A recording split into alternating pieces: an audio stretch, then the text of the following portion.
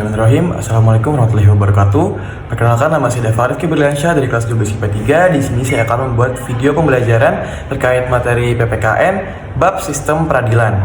Nah, yang pertama itu kita akan membahas tentang pengertian hukumnya terlebih dahulu nih teman-teman.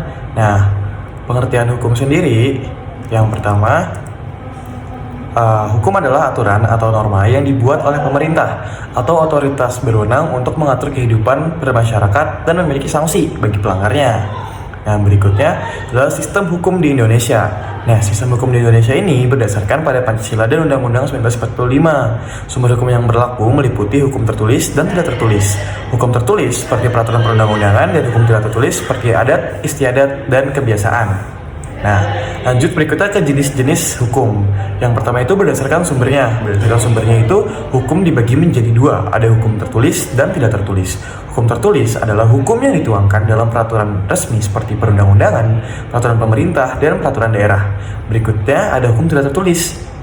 Hukum tidak tertulis adalah hukum yang berkembang dalam masyarakat dan berdasarkan adat atau kebiasaan yang masih dihormati dan dijalankan. Nah, berikutnya berdasarkan bentuknya. Berdasarkan bentuknya juga terbagi menjadi dua, yaitu hukum publik dan hukum privat atau perdata. Nah, hukum publik itu mengatur hubungan antara negara dan warga negara. Contoh, hukum pidana yang mengatur kejahatan dan hukum tata negara yang mengatur sistem pemerintahan. Nah, berikutnya itu hukum perdata atau privat, itu mengatur hubungan antara individu dalam masyarakat. Contoh, hukum perdata yang mengatur tentang perjanjian, warisan, dan perkawinan. Nah, berikutnya ada berdasarkan wilayah berlakunya nih teman-teman. Berdasarkan wilayah berlakunya, hukum nasional dibagi menjadi tiga: hukum nasional, internasional, dan hukum lokal. Hukum nasional berlaku di dalam suatu negara seperti hukum pidana Indonesia yang hanya berlaku bagi warga negara Indonesia.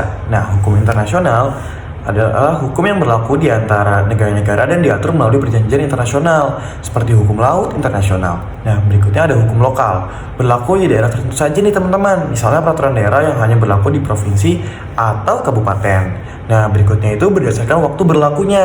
Nah, berdasarkan waktu berlakunya itu dibagi menjadi dua, ada ius constitutum dan ius constituendum. Nah, ius constitutum itu adalah hukum yang berlaku saat ini dalam satu negara. Contohnya adalah KUHP yang berlaku sekarang di Indonesia.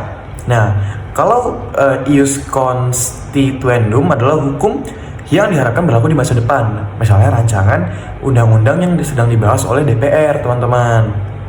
Nah, berikutnya kita bahas lembaga peradilan yang ada di Indonesia. Nah, sistem peradilan di Indonesia ini terdiri dari beberapa lembaga loh. Yang pertama, itu ada Mahkamah Agung atau yang disebut tingkat jadi MA. Nah, Mahkamah Agung ini tugasnya mengadili perkara tingkat kasasi dan mengawasi jalannya peradilan di bawahnya. Yang kedua adalah Mahkamah Konstitusi atau yang biasa kita sebut dengan MK. Nah, itu tugasnya berwenang menguji undang-undang terhadap Undang-Undang Dasar 1945 dan menangani sengketa hasil pemilu. Nah, berikutnya yang ketiga ada Komisi Yudisial, yaitu bertugas mengawasi perilaku hakim dan mengusulkan pengangkatan hakim agung. Nah, berikutnya ada Peradilan Umum, mengadili perkara pidana dan perdata bagi warga sipil. Dilanjut berikutnya yang kelima ada Peradilan Agama. Nah, Peradilan Agama ini tugasnya mengadili perkara terkait hukum Islam bagi umat Islam seperti perceraian dan waris. Nah, berikutnya yang keenam ada Peradilan Militer. Nah, Peradilan Militer ini tugasnya mengadili anggota TNI yang melakukan pelanggaran hukum. Nah, berikutnya ini yang ketujuh ada Peradilan Tata Usaha Negara. Nah, di sini itu tugasnya mengadili sengketa antara warga negara dan pemerintah. Berikutnya kita masuk nih ke penegakan hukum di Indonesia. Nah, yang pertama itu penegakan hukum melibatkan berbagai unsur, yaitu yang pertama ada aparat penegak hukum seperti polisi, jaksa, dan hakim. Ada peraturan perundang-undangan juga yang menjadi dasar hukum. Lalu ada kesadaran hukum masyarakat untuk mentaati peraturan yang berlaku. Nah, hambatan dalam penegakan hukum sendiri yang pertama itu ada korupsi dalam penyalahgunaan wewenang. Lalu kurangnya kesadaran hukum masyarakat, kurangnya sarana dan prasarana hukum, seperti itu teman-teman. Nah, berikutnya peran masyarakat dalam penegakan hukum. Nah, masyarakat dalam penegakan hukum yang pertama nih harus melaporkan pelanggaran hukum, tentu saja ini wajib ya teman-teman.